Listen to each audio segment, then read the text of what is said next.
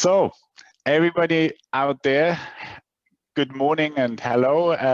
My name is Albert Kehrer. Most of you know me already, and I'm on the board of PROUT at Work. And I'm very honored to have Margot Slattery from Sodexo today with me, who agreed to join me for this lunch talk. Hi, Margot. Great to have you here. Great to be here and lovely to see you again. And apologies, it's not in person. We will do this in a short time, hopefully. All of you out there know PROUT at Work has just launched its PROUT Performer project, and within the project we are planning to publish lists of out executive allies, as well as PROUT voices and other lists. And also part of this project is today's lunch talk. It's our third lunch talk, and I'm really happy Margot agreed to have a chat with me today. Margot is currently the Global Chief Diversity and Inclusion Officer of Sodexo, where she has responsibility for the strategic direction, implementation, and alignment of its integrated global diversity and inclusion initiatives. Margot joined Sodexo Ireland in the early 1990s, and prior to her current role, she was the country president of Sodexo Ireland from 2015 until 2019, and this is where we met. For her work, in championing successful inclusive leadership in Ireland, Margot was regularly listed on the Financial Times top 100 out executives and was made and I hope I pronounce it right, Chevalier de l'Ordre National du Mérite by the French ambassador to Ireland. She has also been the recipient of many other business and professional awards in Ireland and abroad. And I'm sure all of you know what Sodexo is, but for those not, Sodexo delivers services that improve the quality of life to clients in business and industry, education, financial, farm, and healthcare. These include food services, so some of you have a canteen from Sodexo, run by Sodexo, infrastructure, build facilities and estate management, optimizing the workplace experience, wellness experiences, personal and also home care services. Margot, a very warm welcome again, and thanks for taking the time to have this chat with me. Thank you. For the audience out there, if you come up with questions, please do not hesitate to ask them to us via the Q&A button at the bottom of the Zoom app. We will certainly try to answer all of them at the end of the session. And now I would say, let's start. Margot, why is the LGBT IQ topic so important to you? I guess the answer, Albert, really is that it's part of my life. It's you know, it's who I am as a woman who is lesbian and who you know, has been through the full trauma of coming out and being in workplace and now leading on D&I. Then it's part of my life. It's part of my work. It's part of everything I do every day. So yeah, it's like my beating heart. It's part of my life force. Excellent. When and how did you come out at work? So also at what stage, and how did the colleagues react? Yeah, sure. And again, I will try to make a long story short, but I guess in some ways, I didn't necessarily hide it, but I wasn't honest, or I didn't really come out at work for a long time. And really, it only happened about maybe 15 years ago or so. And the reason that it happened was that even though quite a few people knew, I hadn't actually been honest about it. And I had been maybe a little bit vague and ambiguous. You know, if people asked me about my partner, I wasn't clear about the gender and things like that. So I would maybe not be upfront and not be entirely honest. But in Ireland, about 15 years ago, I started being more involved in activism, and particularly around the fight for civil partnership and later for civil marriage. And I was involved in a number of organizations who were fighting for this. And I needed to kind of be able to stand up and be counted and say who I was. So I had that, and there's a word in English, that word juxtaposition. I had, you know, in one hand I didn't want to reveal, and on the other hand I had to help. So at one stage there was going to be something published in the paper, and it was going to name me as an executive in a company, and I needed to say, yes, now is the time. So my big problem was I hadn't told my parents, because my parents, this was much bigger problem. And so I had to tell my parents first, which was really hard. My father was ill, so in the end I didn't tell my father, but I told my mother, which took a whole bottle of wine one night to finally tell her. And she told me, of course, that she knew, but I then was able to tell people in work. And honestly, 99.99% of people were incredibly supportive. I got no negative reaction, but a few people maybe a little less enthusiastic, but most people super enthusiastic and super open. And I actually found that since I've done that, everything's been easier, because now I have nothing to hide. You know, it's like you have something is holding you back, and then you're free. Yeah, totally agree with my experience as well. Did you have a gay role model in your professional life, or did you know about someone being gay in your company at the beginning of your career? No, not really, to be honest with you. I would say that was one of the struggles, was that there was nobody I knew who was an out person, or not even somebody who was in, but who was doing things. So no, I didn't. However, what I did have was a lot of people who were very much allies. So I had for instance, a leader who was our head of our HR for UK and Ireland, who was an amazing ally. And, you know, she got me involved in D&I. I had my former colleague who was our former chief diversity officer. She was Rohini. She was very supportive. So I had a couple of people who understood my circumstances, and I felt made me feel equal. So they helped me and opened the door, and were very supportive. Excellent, excellent. Can you think of any situations in which you've been made aware of your positive influence to another person? Oh, I think a lot.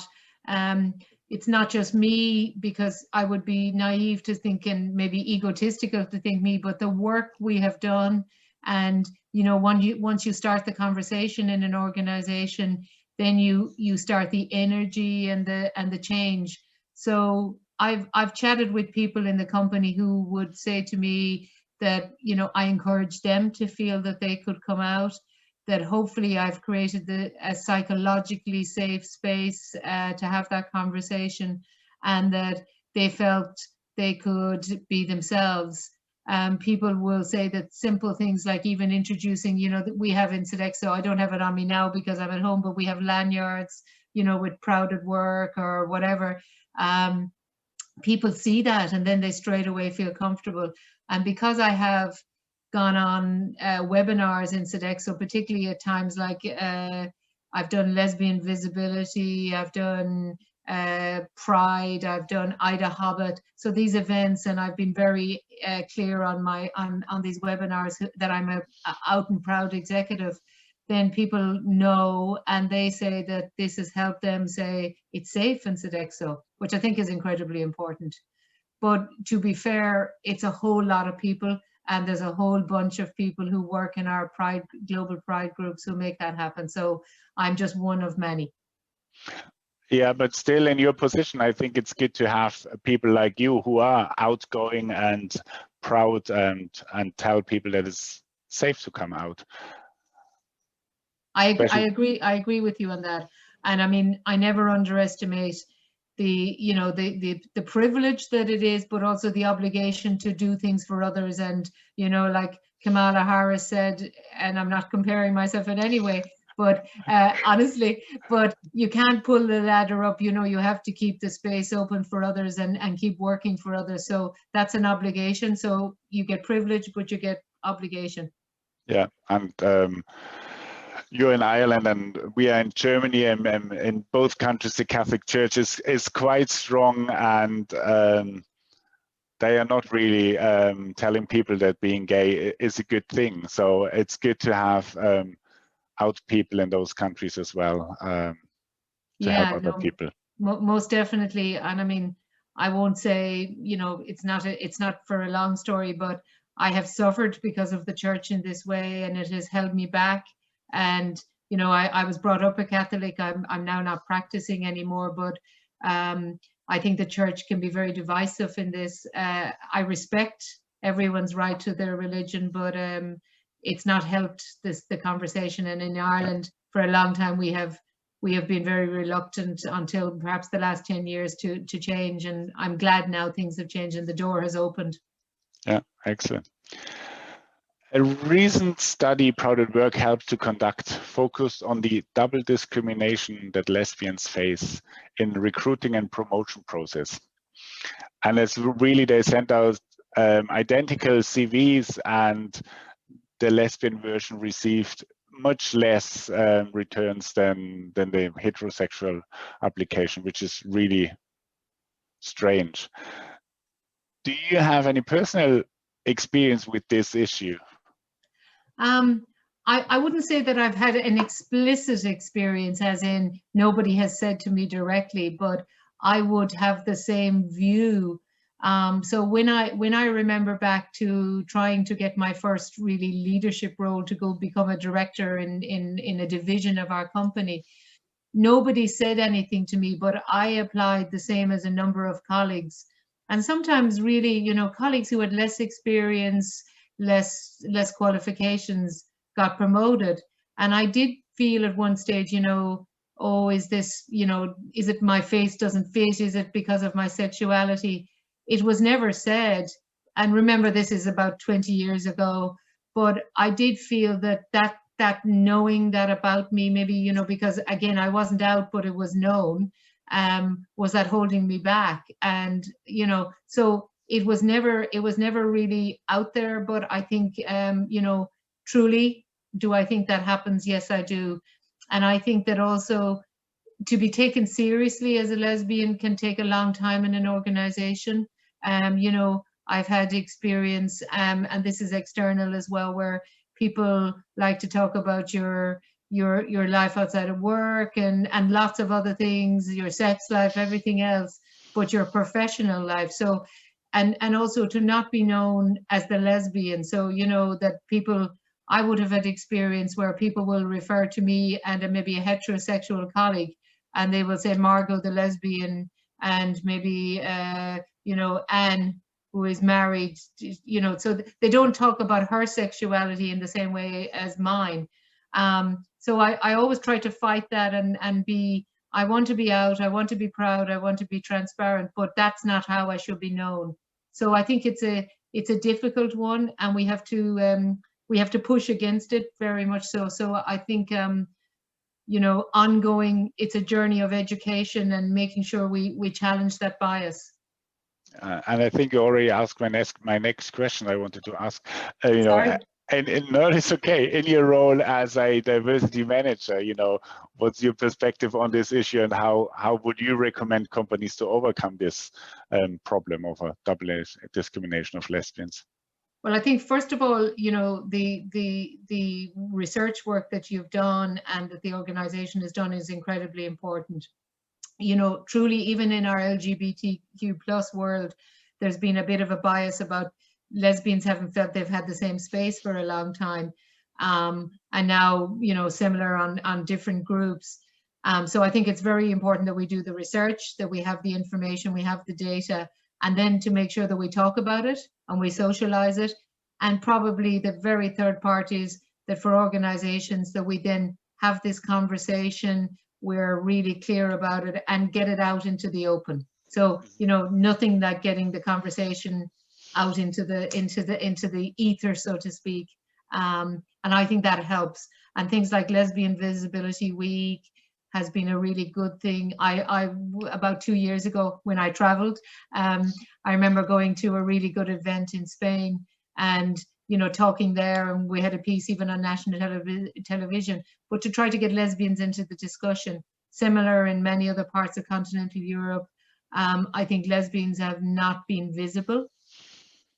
And particularly, you know, lesbians who are often mothers of children and that sort of thing, they stay away because it's often unsafe. So we have to counteract all of those. So as a leader, it's my job to also wear the hat of making sure I give equal exposure to every element of the LGBTQ plus, but I have a duty to speak about being a gay woman, a lesbian. Yeah. Today I'm not following my notes at all. It's really good because you deliver so many good ideas for me. In my role as a independent diversity consultant, I do quite a lot of trainings on unconscious bias, and so I want to look on the men, and in this case, in this call, on the men in the LGBT IQ net employee resource groups. We have the same situation like in the corporates. 80 to 90% of the members in the networks are male. And what can we, the men, do to give lesbians more visibility? I think it's a great question, and it's a great view to think about. I view it from a point of view that the same as I do when I'm speaking about gender in my organization. I think, we all have to help each other. Men have to be advocates for change, for making sure that voices are heard, and that, we support each other and say that when we are considering something, lesbians will have a view, gay men will have a view, and that it's not just one way. Nobody is right, everybody is right, but nobody is totally right. And to make sure that the discussion is informed and that there is perspective. And that, I think, is the main thing. I have always been my whole life super supportive of my gay male colleagues. And I've been doing this work and very involved in these conversations right through from the early 80s. And I think it's important to make sure that we have a balance and respect both sides, and the same with our trans and queer and everybody else who now is part of this community. Yeah, excellent. Because you mentioned allies as well, and there's one question coming in from the audience. How can allies better support people to come out in the workplace, particularly people who are higher up in the hierarchy than myself? I think it's a great question. I think allies are really important, because if I go back to, I think I said to you in the beginning, my HR director, etc., my allies have been one of my greatest strengths. I think allies can really help. First of all, they create this safe psychological space. If they are, they understand the dynamics of an organization, they can often say to you, I know it's okay. I have the conversation at the water cooler, many people know, but it's okay. They will be people who will visibly and physically and verbally speak up for you. And I think, I'll give you an example, something we did in Sodexo many years ago, and it really helped me. We did an ally campaign where allies just made a little 2-second video, and they said, my name is John and I'm an ally. And we put hundreds of them together. And when I saw them on our intranet, it made my heart feel so special. So, they create then that for that senior leader, they create that sense of safety, because if you see your whole team and maybe your next tier up and your colleagues in all the different functions, you go, it's okay, they're allies, it's safe. And the last point is, when we're in a group where there are many, then we don't feel so vulnerable. And I think if we see our allies, then we feel that sense of the many, and it makes us feel safe. You were ranked several times on Outstanding's top 100 out executive list. How were the responses to this in your network? I think it's always been super positive. It's an interesting one, because you want to do this work because your heart feels it's important. So you don't always do it for being ranked or being on the thing on the list. But you can never underestimate what an impression it makes for the next people coming along, for your colleagues, for your Pride network. So in our, in answer to your question, organizationally in Sodexo, it meant a lot to my organization. I could see everybody from our chairwoman right through to my boss, and everybody would be super supportive. In my external network, it's incredibly important as well, because people can see it as something they can aspire to. And, it opens the doors, people connect with you, people can, people connect on either LinkedIn or professionally on an email or Ring or whatever. And you build your network wider and maybe a little more diversely as well. So I think it's incredibly important. And, you help other people to see that this is not a bad thing. So being publicly listed, being on something that everybody can see, and you know what, I'm still alive, I didn't fall over, it's okay, I didn't break, it's good. So it's a very positive thing. And there's no doubt also that professionally, once you get over your head about doing it, it helps you, and it helps your career, I believe, because you're more visible to everybody. It helps your career. That's a very interesting argument. And you've already answered another question of mine, which I wanted to ask later, but maybe you have some more, or maybe, the challenge we have in Germany, we did publish a similar list over the last 3 years, and this year we do it somehow different.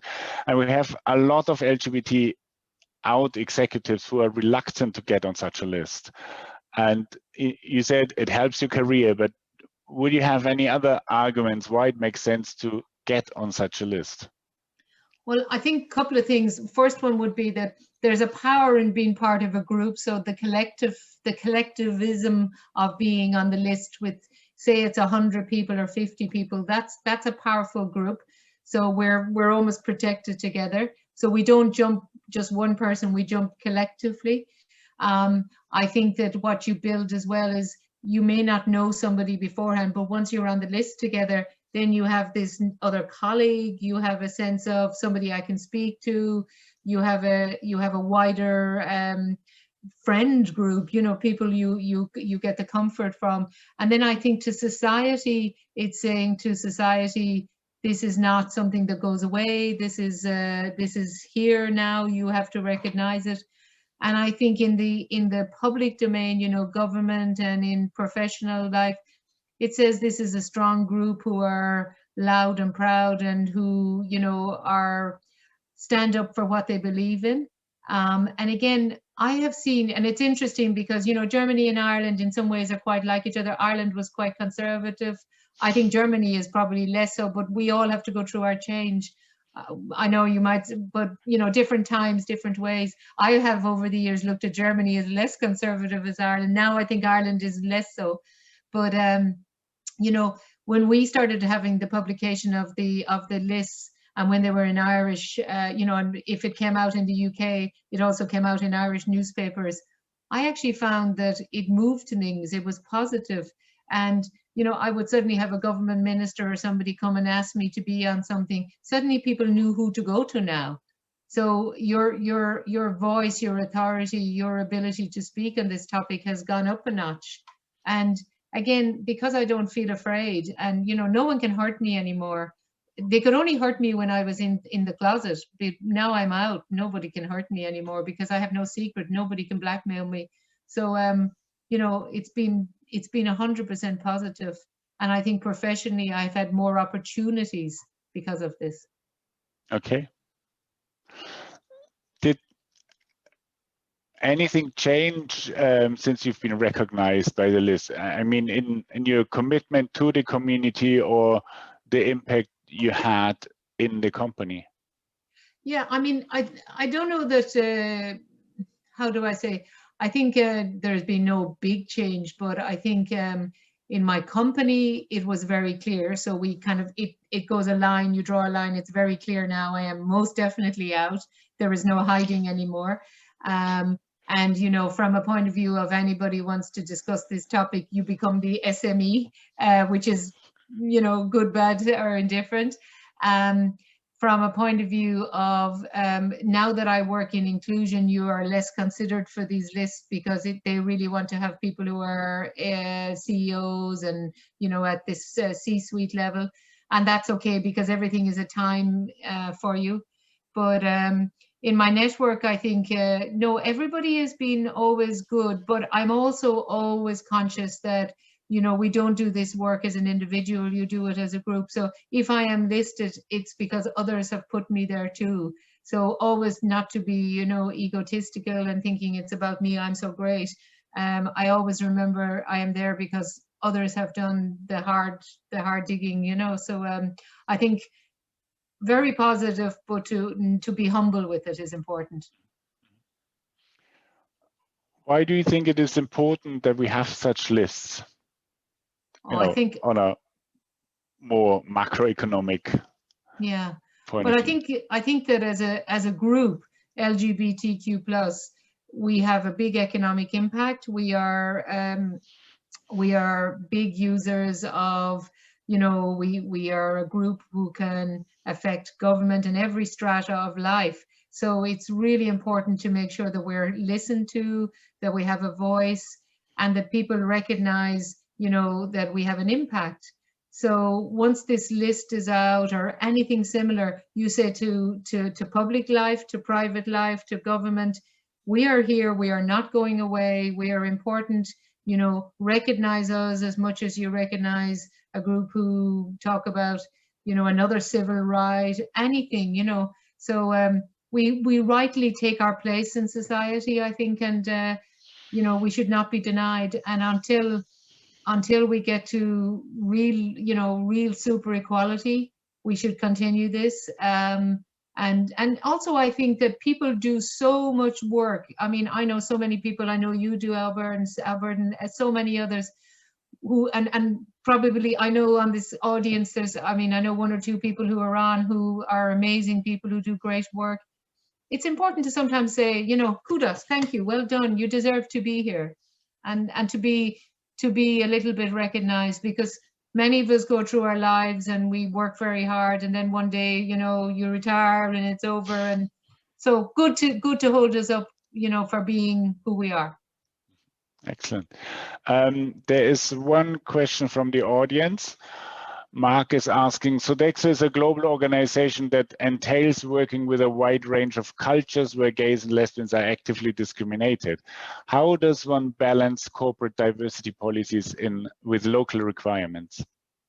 Well, great question. I think that certainly in the role that I hold, and in any organization like this that is global, you've always got to hold the space for that conversation. So I never forget that in so many countries around the world, not only can you be discriminated against, but you can lose your life, you can be murdered. So we as an organization try to make sure that we are including that in the conversation. I report to our chief people officer, and with her in the team, we're saying, you know, make sure we extend the rights in all the countries, even if outside the door of the office you cannot be yourself. Make sure we are equal, make sure we are a safe space, and make sure we treat people the way they should be treated. We can't change always the politics and the government, but we can be an actor in that discussion in a country as well. So as we grow our footprint in a country or in a discussion or with governments and our economic impact, we can also make sure that through our out executives or through our HR or our CEOs that we have those discussions. And I've seen that. So support our colleagues, you know, on the ground, make sure we have a really great global pride that hears the voices of people from all the regions of the world. And we don't just hear those who are in this nice place and everything's good. We also listen to the people who have lots of challenges, and then look at how we support them. And as a corporate, use our voice, use our political influence, and be fair and be equal. Excellent. This time I don't really have to ask people for questions because there are more and more questions coming in. One from Nikita. The LGBT IQ plus community has a lot of struggle within the community itself and to the outside heteronormative world. kind of a sandwich position, he says. Yes. How can we accelerate more kindness within our own community, not to fight so many fights at the same time? Oh, I so agree that we need to. You know, I think for a long time we were probably more united, but because of, and this is a good thing, but because we have expanded and, you know, opened up and said we are so many and our community is so different, then it has allowed in, you know, people to want to pick some of us. I think as a community, for me, I just don't question what people are, where they come from, what their, you know, whether they're binary, non-binary, what their expression is. And it's to say that we're here because collectively we are different, and to experience that difference as a real lived experience and not start questioning. And I suppose the person, I think you said Nikita, but you know, I agree, it's kindness. Just be kind, just treat people as you want to be treated. And don't, you know, don't try to pick out the difference always. Pick about the 90% that we have in common and choose that. The same as I will do with my colleagues from every other facet of inclusion. You know, I try to think about all the things we've in common and not try to pick on the difference. And of course that can sound idealistic, but my job in my current role is to encourage and support that. So I fight for that, and I fight for the inclusion of everybody.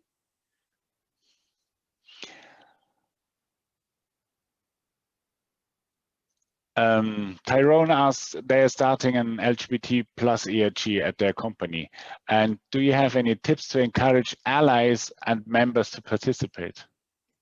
Yeah, I think first of all, it's really good if you're starting an ERG to be to have a sponsor. So to have a sponsor from senior leadership, maybe the CEO, whoever, to make sure that you communicate really well. So tell people it's happening. And encourage people to come along, you know, maybe have a launch. And I know at the moment we can't do things in person, but even if it's a virtual launch, you know, with a beer at home or a coffee, whatever is it, but, you know, get people to be visible. And I think, you know, my experience has been, I think, for instance, example being in some countries in the world where we have maybe met a little reluctance, then we really up the ante on good communications, inviting lots of people, having maybe a fun event, and trying to make it something that people want to be at. And then making sure that you keep the momentum, that it isn't just a once-off, so it has continuity in life. But I think great that you're doing it, and don't stop. And then maybe the allies, to your question about the allies, really encourage them and support them, and don't make it just, you know, about those of us who are LGBTQ plus. Also include our allies in a really strong way. So we're all part of this, you know, it's like a family. We are a circle together, and our allies, you know, can be such fantastic advocates, and get them to speak up and be part of that. So I think it's the perfect recipe if you do all that. Talking about allies again, I had yesterday a call with one of our corporate partners, and they were looking for sponsors for all the diversity dimensions, and they asked a male executive if he would sponsor the LGBT network, and he said no, because he was fearing that colleagues would assume that he's gay as well. Is there an argument you could give him, or tell him to convince him to be the sponsor for the LGBT network? Yeah, I've come across this many times, maybe not quite said in the same way. Different people have different ways.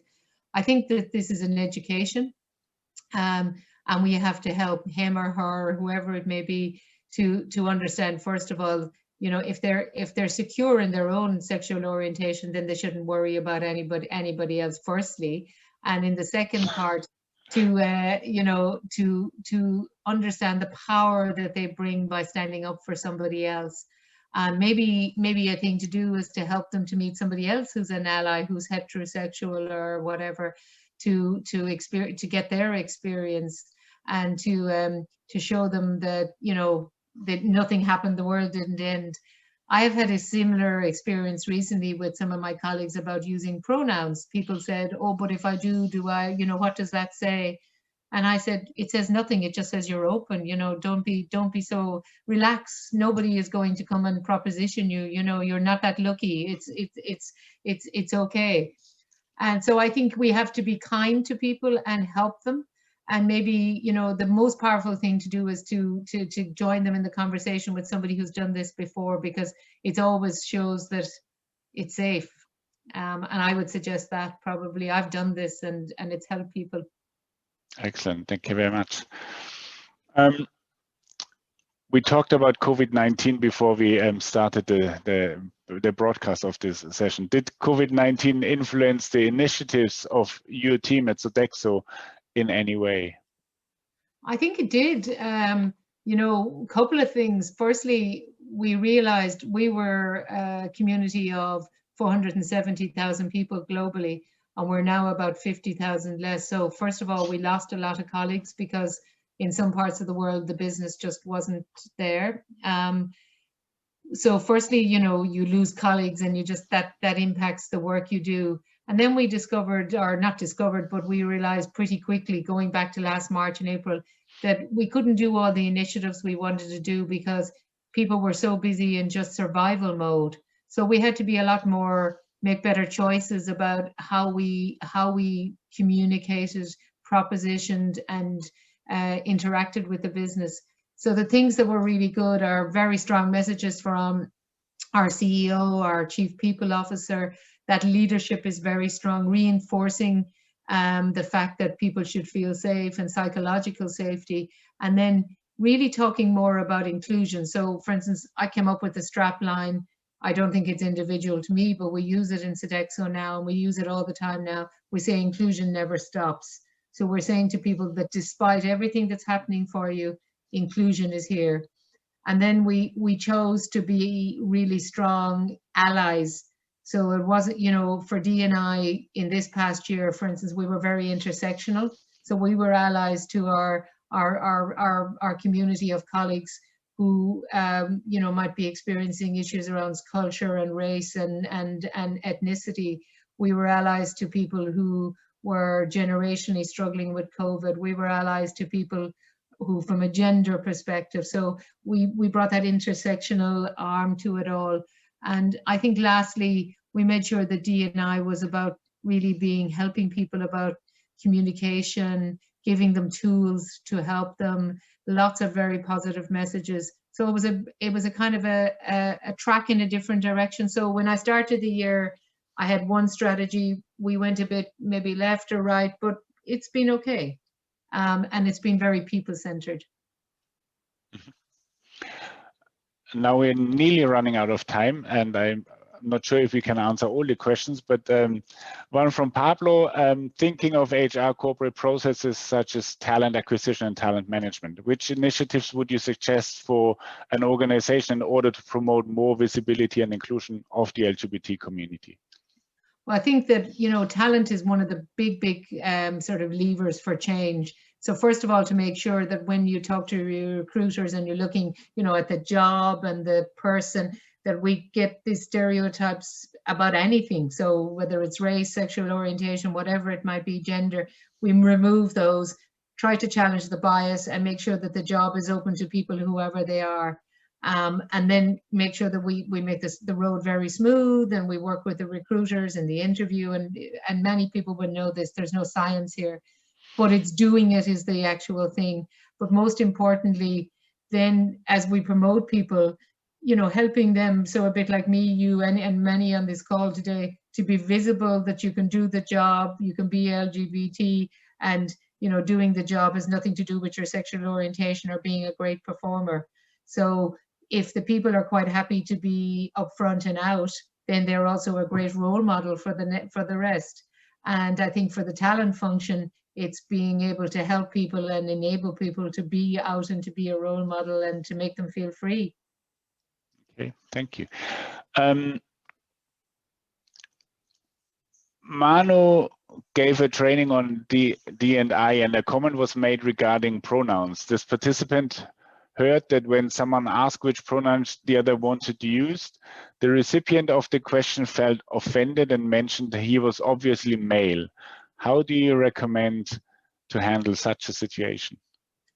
I think I go back to the same thing that we talked about being an ally or being anything. You know, if someone doesn't feel comfortable, then we have to help them to get there and recognize that.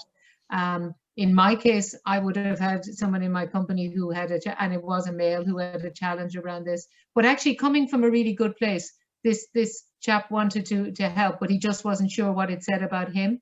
And he didn't want to cause offense either. So I am trying to help him to understand why it's important and take him on a journey. And, you know, when he's ready, and he may not be ready for a while. So I respect that. And I don't believe in pushing anybody. You know, it's a bit like when I was coming out in work, or any of us, when I couldn't do it till I was ready, till my head and myself is ready. So I think give people space.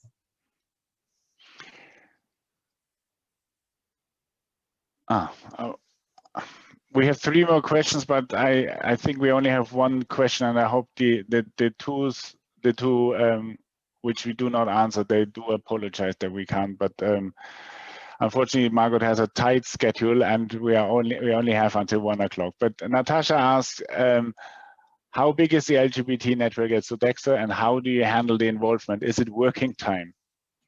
Yeah, so it is mostly, but also it's outside of that too.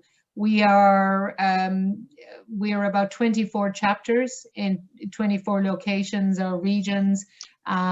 We have 2 global chairs who are people from the business, who are operators. Mostly they do this on their own time, but sometimes during the day. But we try to balance sometimes, because it's global, we try to have sometimes things early morning, sometimes late into evening, and sometimes middle of the day, so to include all the regions like LATAM and Australia and China, etc. And really the most important thing is to give people a chance, if they do this work, to be recognized. So we see this as this is something when people do their annual review, we thank them, we write to them, we talk to their line managers. So, you know, it's an opportunity for somebody for development. So it's not without some reward. So it's both ways, you know, and making sure that we try to talk to people in all regions and recognize that. So we're probably maybe 10,000 across the regions, and numbers go up and down. Okay, thank you. As I said, we are running out of time. Margot, thank you very much for your insights, your input. Really, I think you did a great job, and I guess you all agree out there that Margot is one of those, I would say, outstanding role models we definitely need in Germany. So many junior LGBT IQ people in the workplace are seeking for role models like you, that's for sure. And if one of you in the audience is an out executive or is aware of one, do not hesitate to nominate them on our website, proudperformer.proudatwork.de. The deadline for the nominations is March the 12th, and the list will be published beginning of June. And before we close, I also mention or invite you to join the next lunch talk on March the 18th. It will be with Claudia Woody, my former mentor at IBM, and an absolutely fantastic person as well. So I hope to see you there. And thank you very much, Margot, for joining me. It was really lovely to see you again, and hope we meet very soon in person again. Thank you very much. Thank you, Albert, and danke schön, and auf Wiedersehen, and thank you so much. That's my terrible German, but so right. I appreciate it. And thank you, everybody, for your presence. You've been great, and lots of love, and go for it and be on the list. It's really worth your while.